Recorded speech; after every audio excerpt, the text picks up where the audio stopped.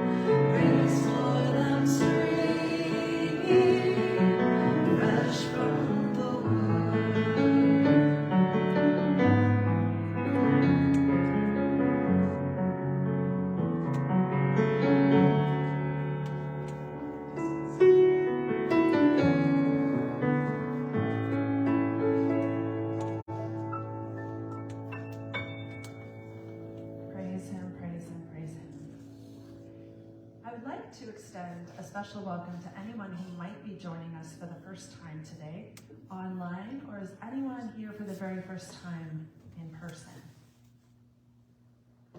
Well, welcome. There is a welcome packet and a mug on the front table when you come in. If you would like to grab one, you're welcome to. Unity is a positive, practical, progressive approach to Christianity that's based on the teachings of Jesus and the power of prayer. But we honor all universal truths and the right for each person to choose their own path.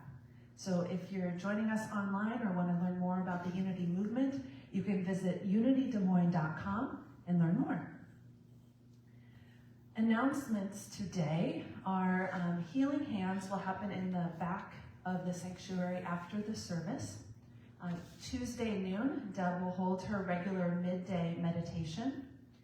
Wednesday evening, 6:30 here in the sanctuary, there's going to be Tai Chi.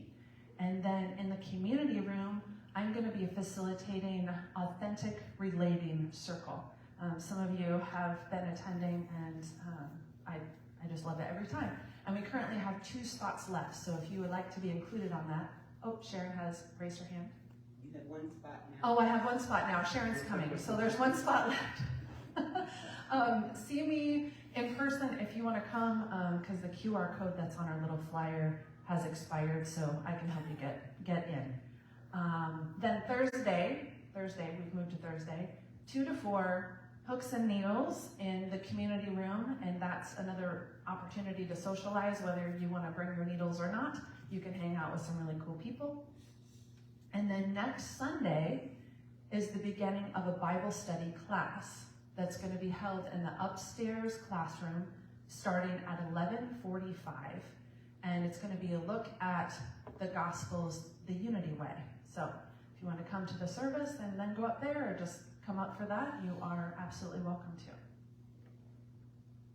All right, it's time for the statement of faith. We could say it all together once it comes up here. There is only one presence and one power active in my life and in the universe. God, the good, omnipotent.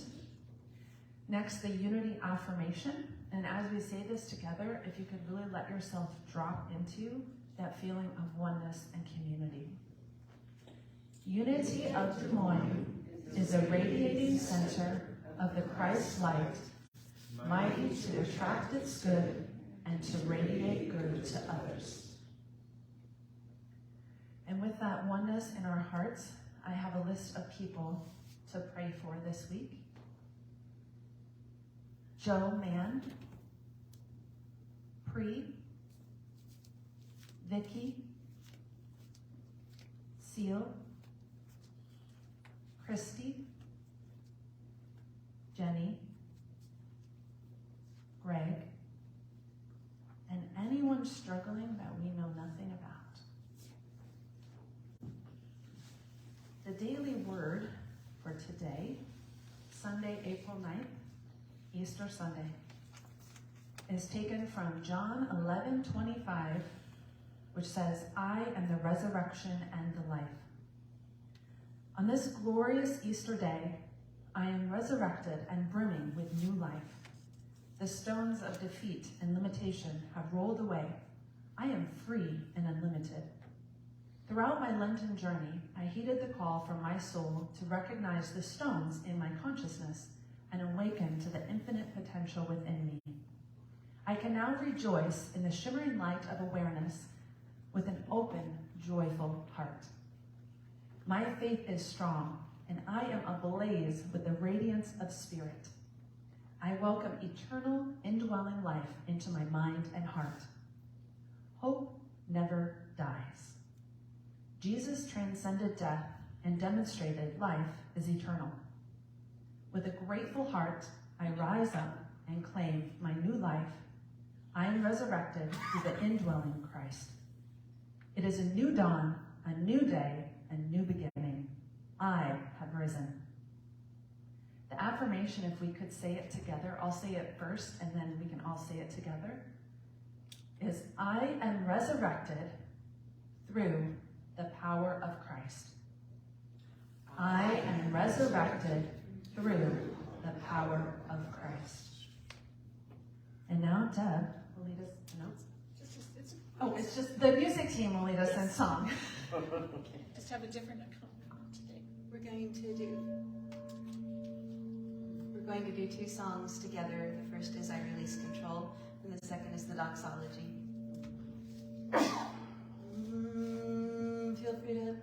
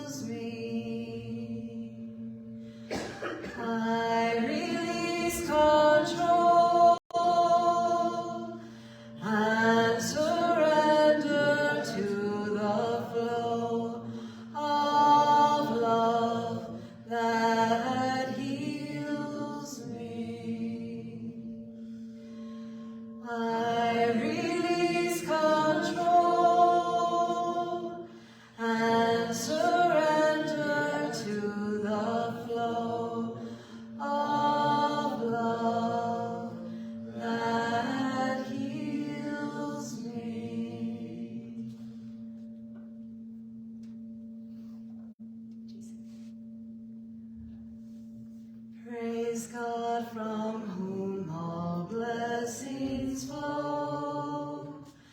Praise him, all creatures here below.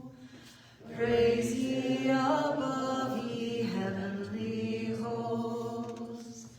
Praise Father, Son, and Holy Ghost. Amen.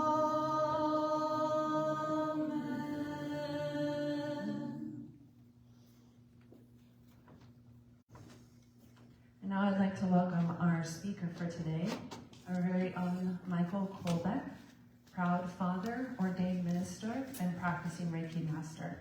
He holds a Bachelor of Arts in Psychology and an Associate of Arts in Bible Studies. He will be speaking on surrendering to your resurrection. It is in our surrender to what is, a trust in something we cannot see, that allows us to be held in the arms of the divine, that we may rise again. Please welcome Michael.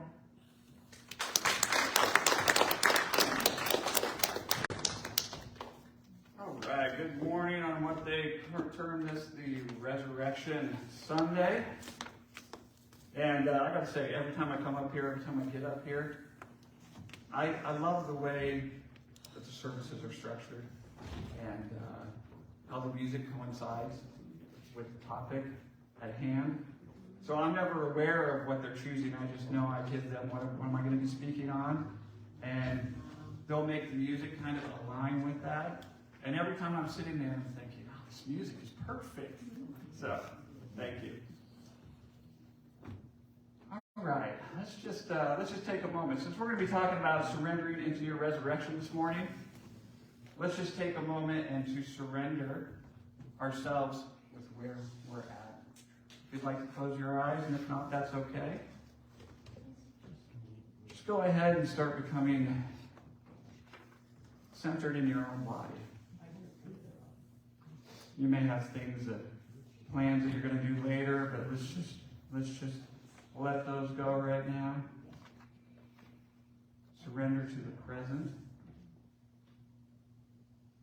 Surrender to what is. Right here. In this space. In this community that we have here at Unity.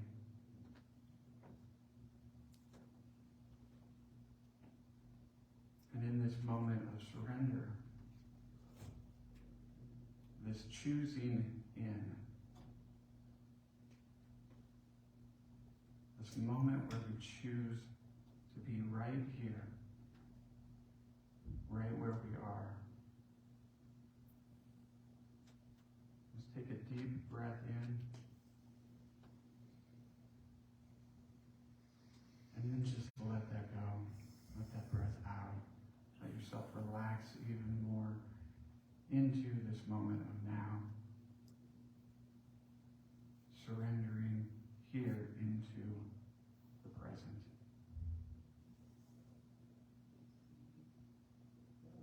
And it's our surrender in the moment to the truth, to what is, where there is so much expansion and strength in that vulnerable willingness to open up into the space.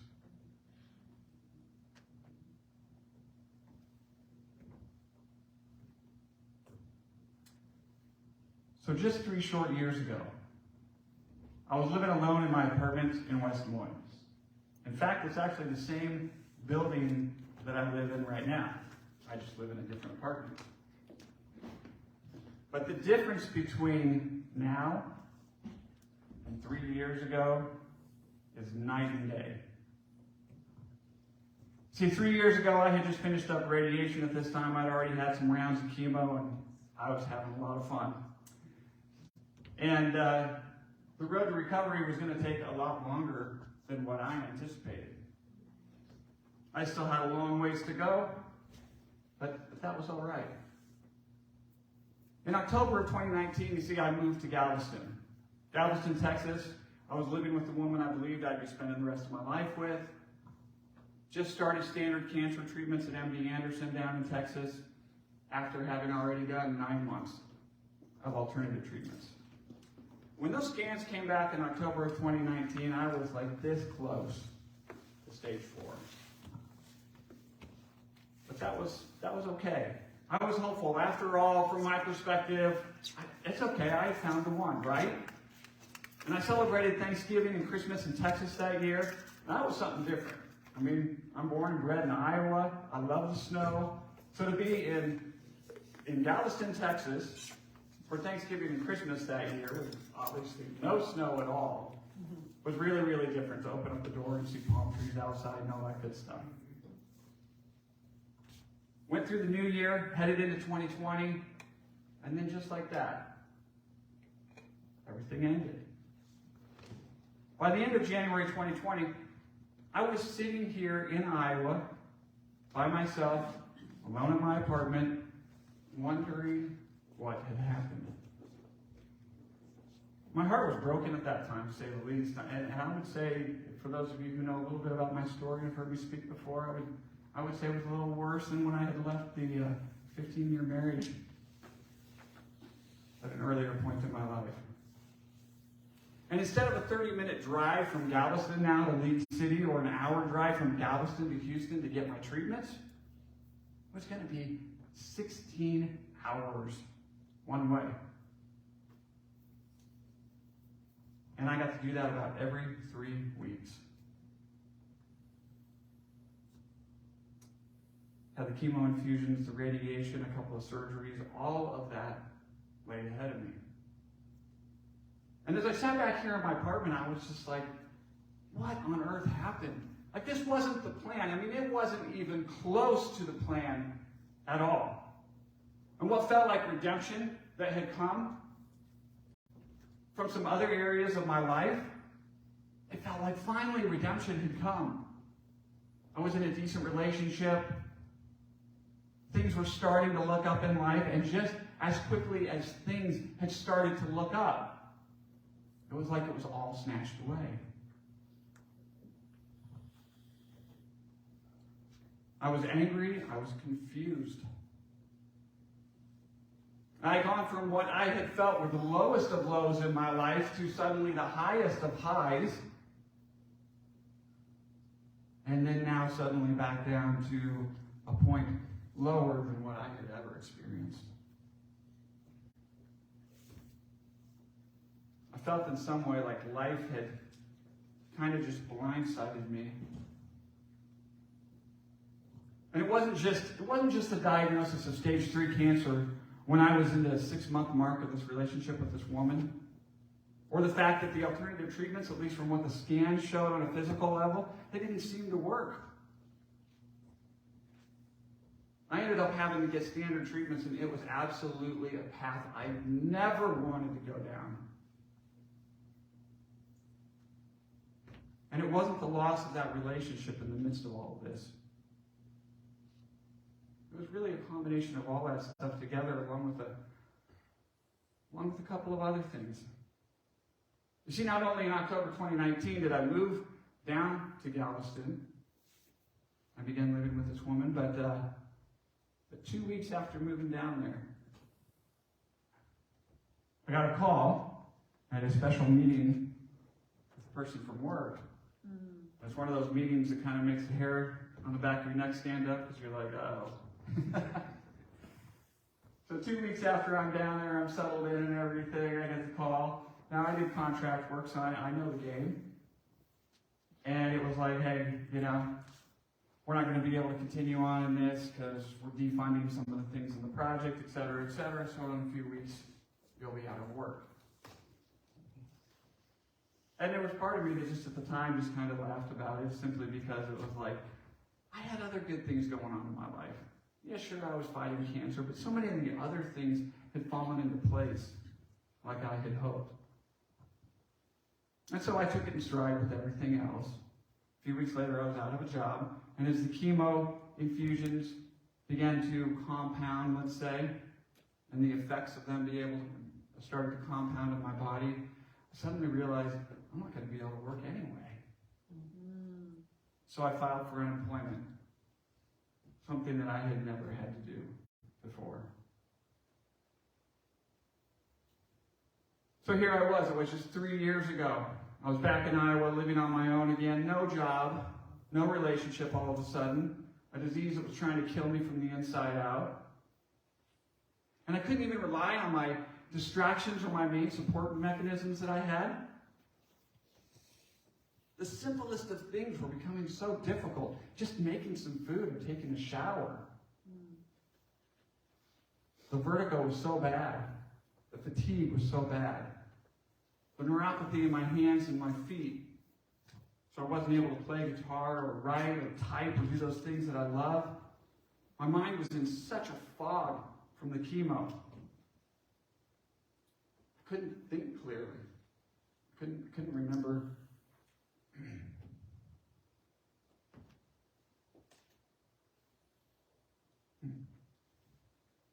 Couldn't remember words.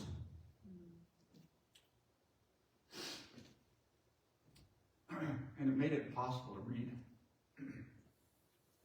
So COVID hit during this time as well, and suddenly the places that I thought might be open, that I would go seek refuge in, churches or places like Unity, etc., suddenly they were all closed. And even though I had the love and support of family,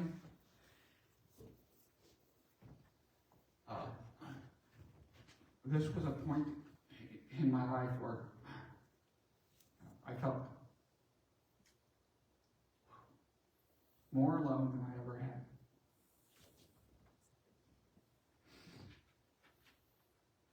After the trip to Houston for chemo and the return trip home, I would generally collapse for days of sleep. And that sleep would be broken up by pain, by chemo pills, neuropathy pills, pain pills, night terrors and hallucinations from all those pills, and the night sweats that would just soak through my clothes time and time again. And if I accidentally drank something that wasn't room temperature, it would feel like 1,000 needles come out inside my throat. My gums, they felt all spongy. Everything felt weird. I was experiencing the unknown, at least from my perspective, on more levels than I cared to. See, day after day, I would just sit there in that recliner, or I would lay there in that bed, I would stare at the wall, and I would just think sometimes, my God, is this ever going to pass?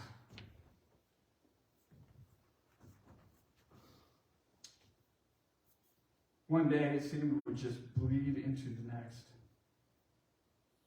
And on top of all this, I'd be finding myself thinking about what happened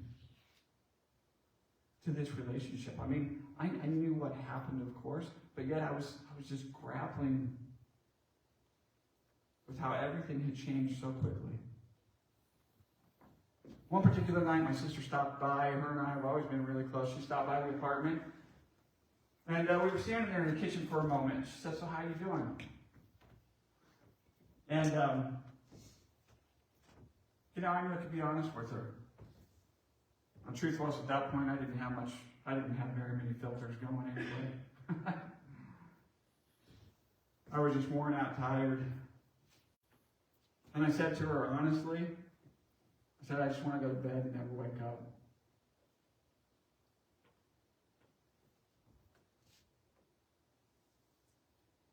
It was as though everything I knew to be me or that I had believed in had been stripped away. Just as I was beginning to rebuild all of it. And the reality was, I was empty. I was tired. I was worn out. The darkness, it seemed, was enveloping me with the pain and the frustrations of a body that wouldn't work. And then just nothing but silence from this person who had claimed to love me so much.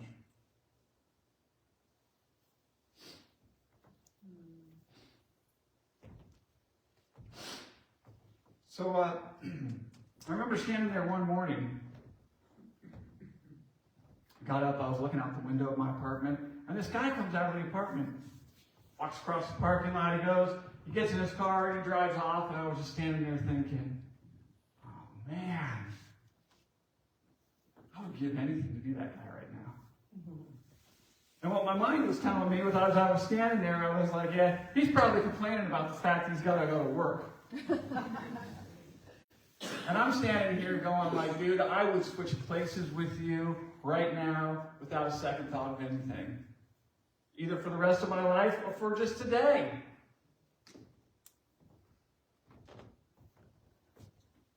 I just remember in that moment I wanted to be him so bad. As the darkness and heaviness closed in, the long days and nights, I would cry out for help from my guides. And it was very interesting to me at this point in my life because they had been, I don't know, so talkative for so long.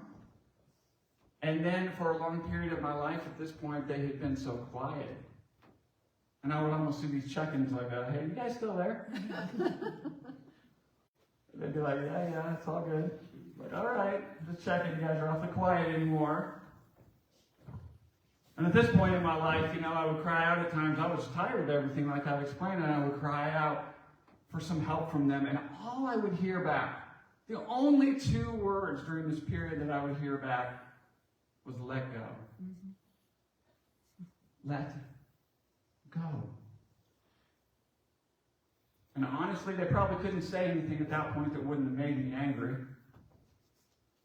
But the fact that they said let go, I was like, you gotta be kidding me. I said, after everything else I've already been through, like I let go and let go and let go back in that just a year or two earlier, and all the inner work and everything that I've done, and now here I am in this, I don't know what to do, and you're telling me that's all you have for me again is let go? Like, I was mad. So I did what most of us do who are kind of stubborn. I curse at him a little bit, yell at him. And fact is, I simply wanted all of this fixed. But there was a part of me that knew they were right. Right? They weren't just giving me some flippant, like, just let go, man. Just get over it. Just move on. No, they were beckoning me to something deeper. By telling me to let go, they were calling me to surrender. To surrender to what is.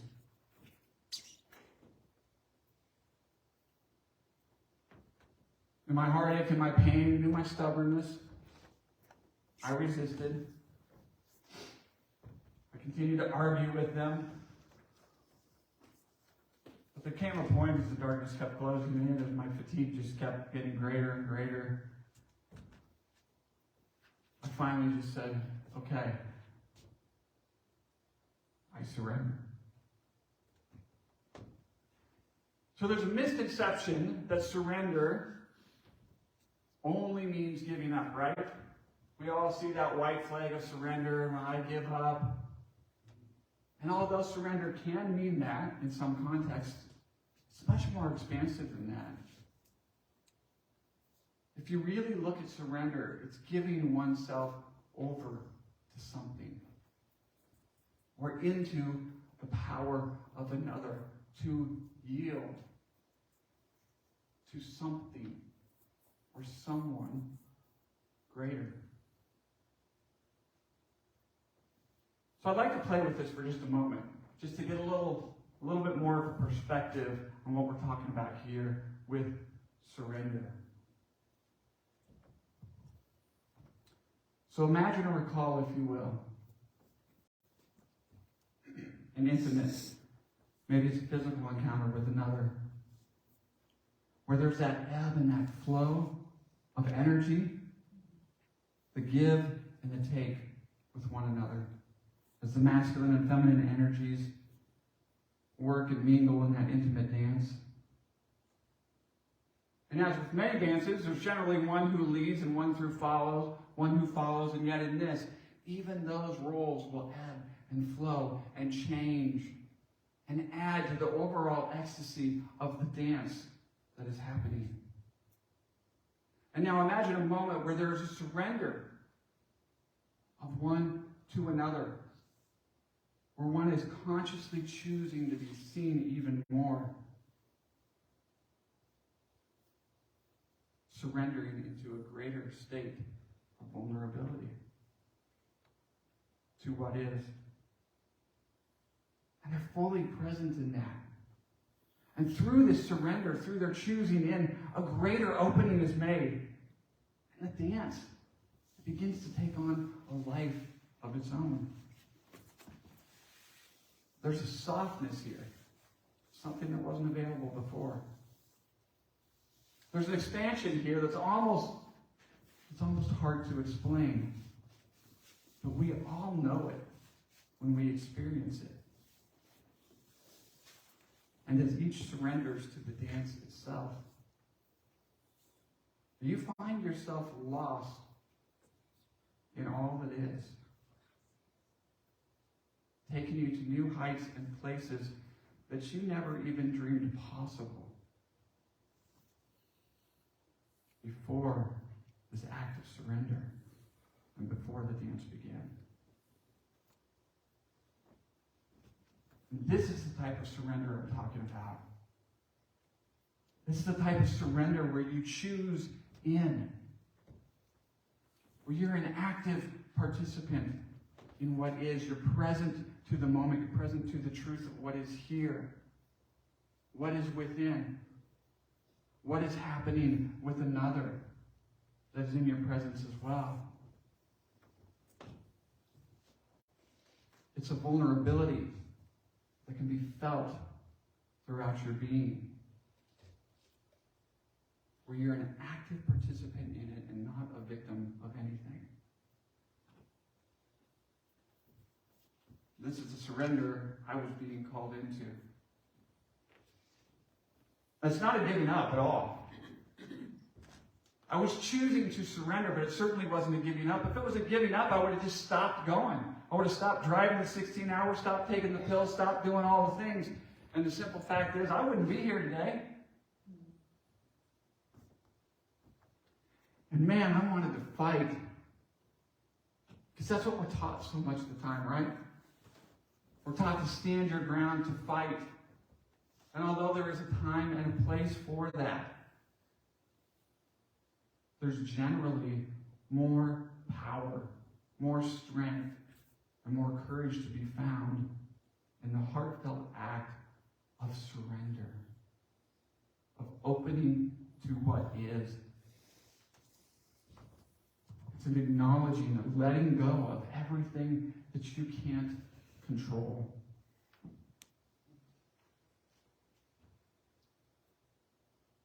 So no matter how much I wanted to be that guy getting in his car going to work or wherever he was going, I wasn't. And I chose to surrender to what is, into the darkness.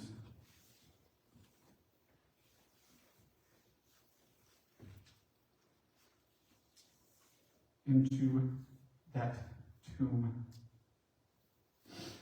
That place where it seemed and felt as though all hope was lost.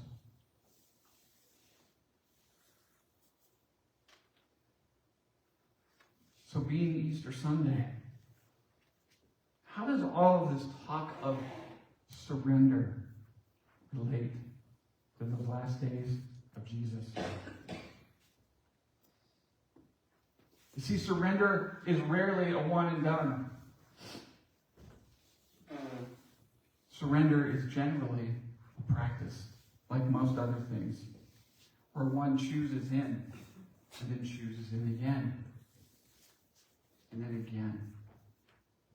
And this is what we see as we go back and we look at those last days of Jesus. As we walk through those days, we see Jesus over and over choosing to surrender in. In the Garden of Gethsemane where they were praying, he was there with his disciples. It was in the garden even where he was saying, Lord, take this cup from me. I don't know if I really want to do this. But he was allowing himself to be present in that. And surrendering into something greater, into thy will, rather than my will. And when they came to arrest him in the garden, Peter draws his sword, right? He cuts off the ear of the high priest's servant. An act of resistance and defiance. That generally feels pretty good, right? But Jesus rebukes him. And then he heals the servant.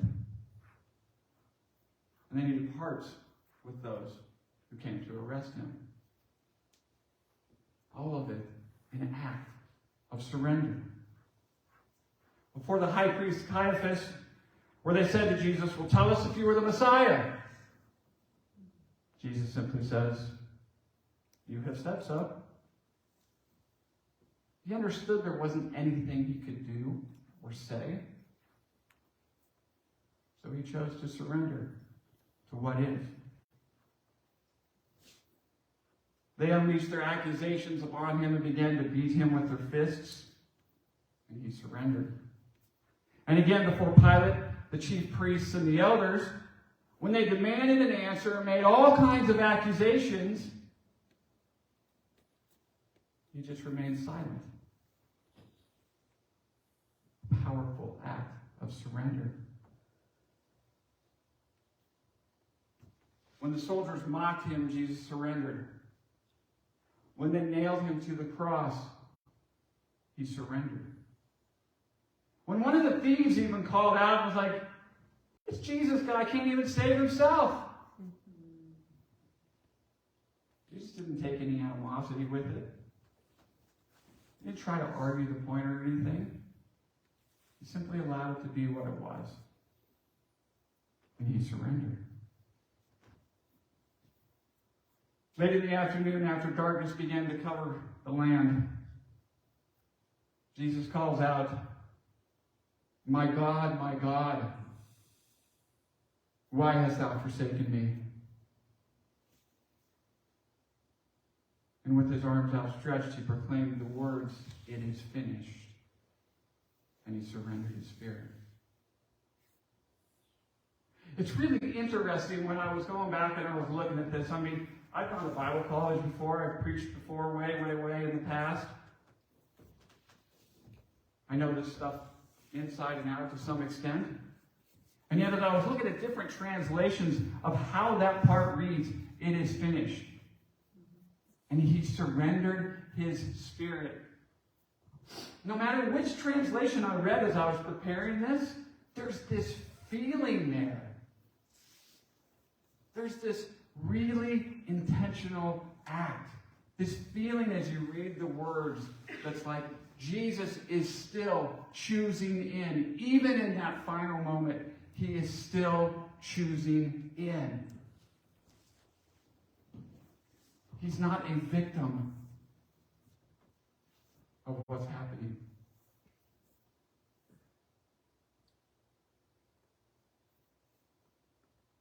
And so they came, and they took Jesus' body down from the cross. They laid him in the tomb, and they rolled a stone over the entrance. And darkness consumed him, as darkness also consumed the land. It seemed as though all hope and life had gone.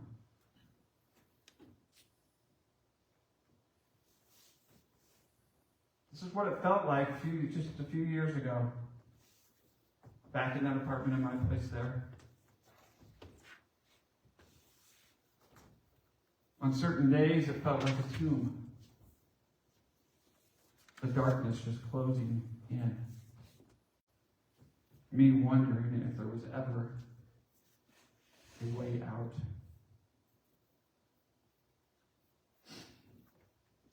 Yet in the darkness of this tomb, be it the tomb of Jesus, or be it the darkness that happens in your own life at times, whether it's loss or heartache or through grief, it's in the darkness. It's in the darkness that a transformation takes place. In the darkness, we are held by something greater. We are in the unknown. And the unknown can be scary for the simple fact that it's unknown. And yet on the third day, they came. They came to the tomb only to find that the stone had been rolled away. And Jesus was nowhere to be found. He had risen. It was true. Jesus had risen. He was resurrected and life had come again.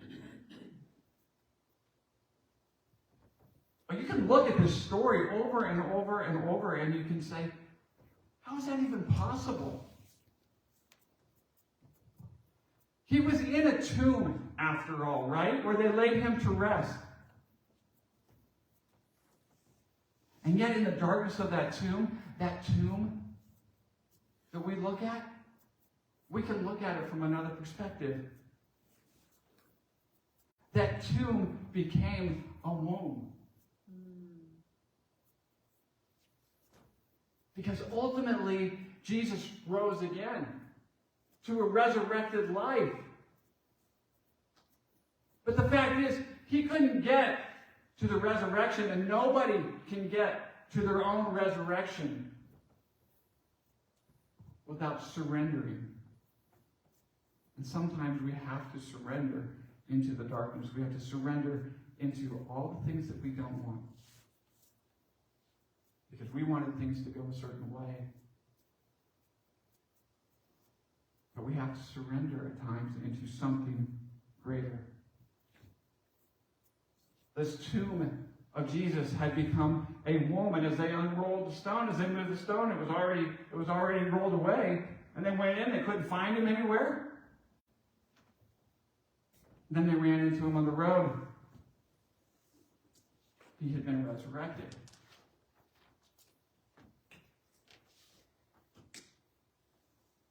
It is in the darkness of the tomb where the transformation occurs. The darkness which once consumed us will give way to light and life as the tomb becomes a womb and resurrects us to life once more. The old having passed and the new has come.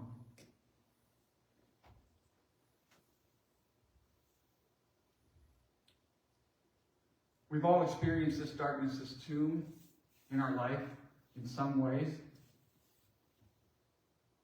And it's only by surrendering into what is. An active, a conscious surrender.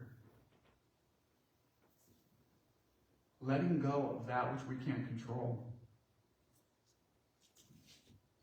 Where we can essentially surrender into our own crucifixion so that a resurrection may come.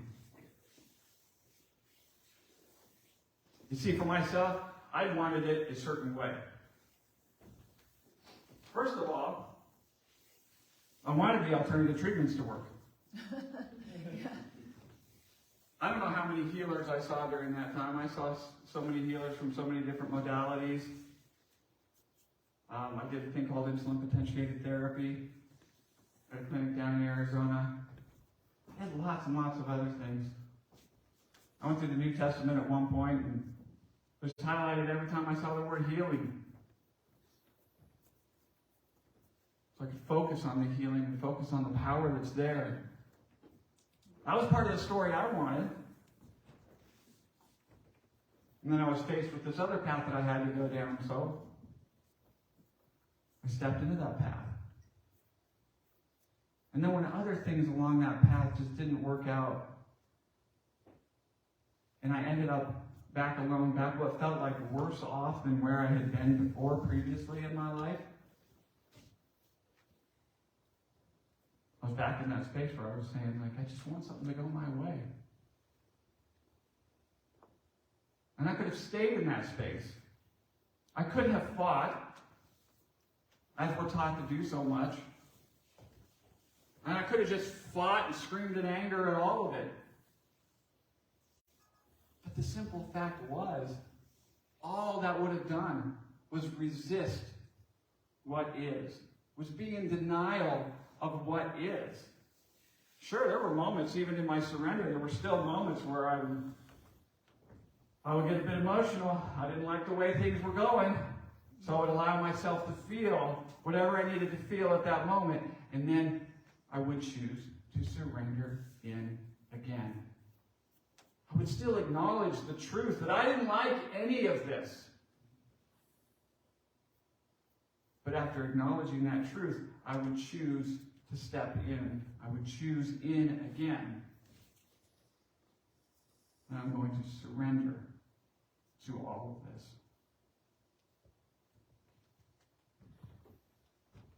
Total surrender doesn't mean that you give up your willingness or your spirit, your strength to fight. I still had to fight to get out of bed just to take a shower.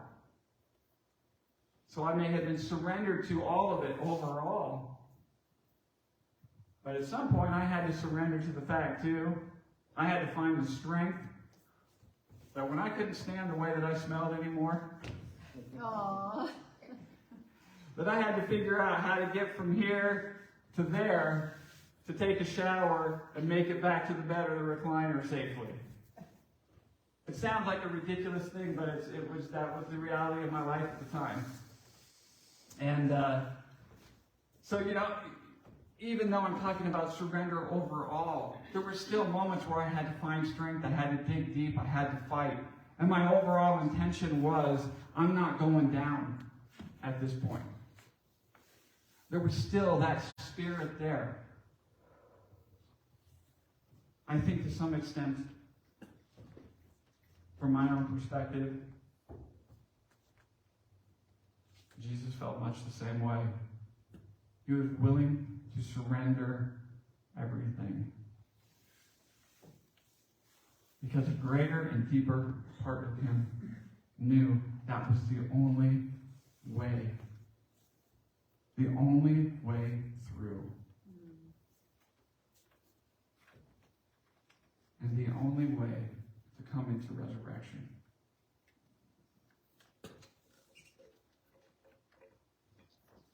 The tomb is not the end. Whatever that may be in your life, the darkness is not the end. The tomb is but a womb where transformation occurs. And new life is being created. As I walk outside of my apartment building now, 3 years later, and I've been doing this a lot lately, I'm not sure why. Maybe it was because I've been putting this together. Maybe it's just because the weather's been a little bit nicer.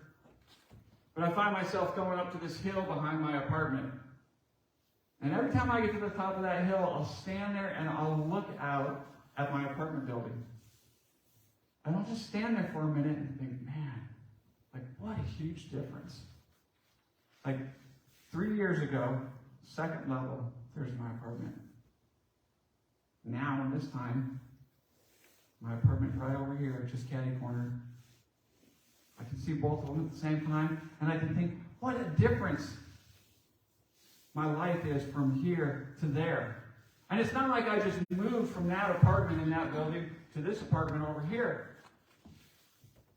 During that time I was on unemployment, I was going through all this fun stuff, and I ran out of money. So my parents graciously opened their home to me. I lived with my parents for over a year and a half. And then I found my way back to this place where I am today. But the fact is, I couldn't have gotten here to this place where I am today, with this life that I absolutely love. I'll stand up there on that hill, or I'll wake up in the morning, or whatever it is, and I'm like, I'll kind of laugh sometimes. Because it's like, man, dude, you've been through some stuff. And we've all been through some stuff, right?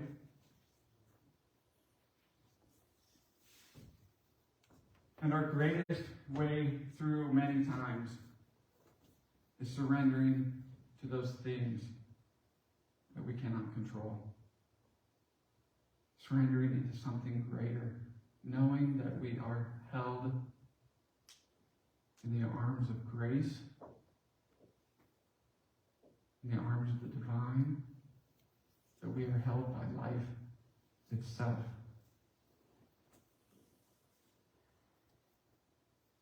So what is life of the divine calling you to surrender to?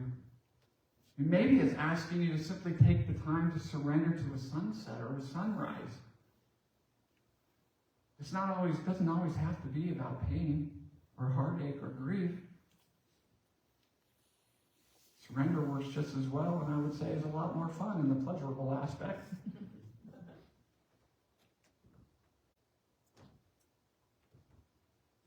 Maybe it's just simply to surrender to where you are at in life. To accept where you are at. To stop trying to get somewhere. Because when we're trying to get somewhere and make something different, believe me, I wanted to make it different. So for quite a while, I was trying to do my own thing and make it different and make it my way. But when we're constantly grasping at that, we're not in a state of surrender. Maybe life is calling you to simply surrender into a deeper relationship with yourself. Or surrender deeper into a relationship with another. Maybe there is some grief or some loss or something that you may not have been allowing yourself to feel. Maybe it's calling you to surrender into that. Whatever it may be. It's only by choosing in, just as Jesus did. Choosing in and surrendering that your resurrection may come.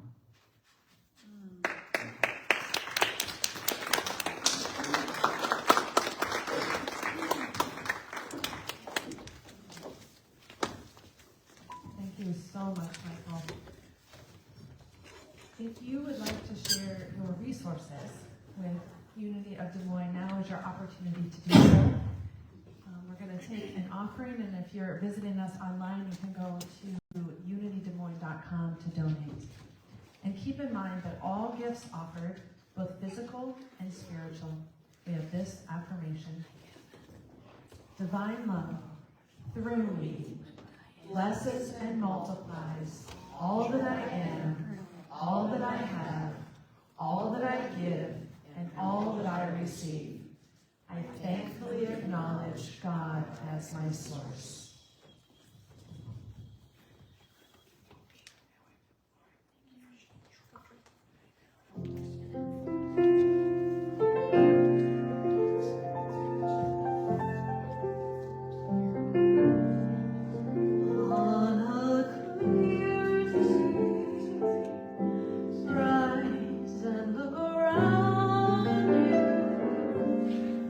And you'll see who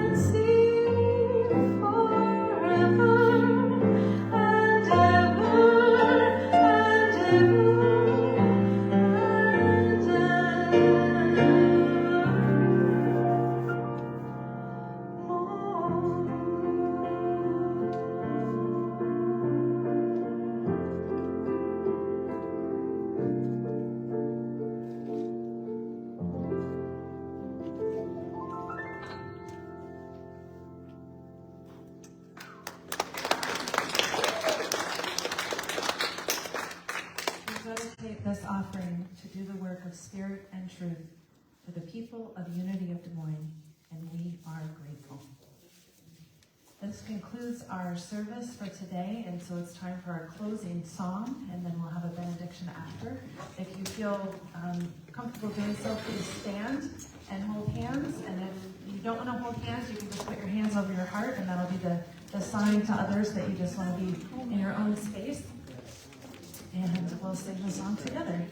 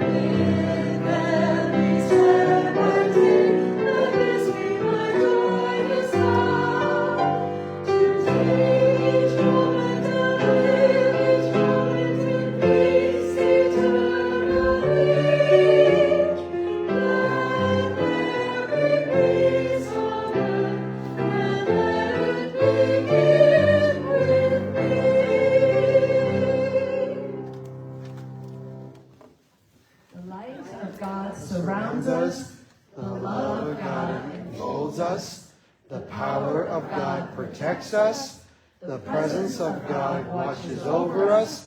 Wherever we are, God is, and all is well. And there are treats in the community room if everyone would like to join in and participate. Thank you.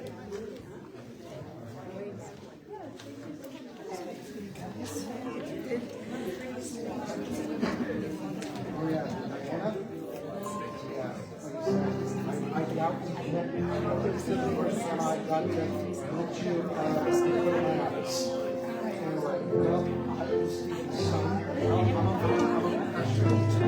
First time I very far away here.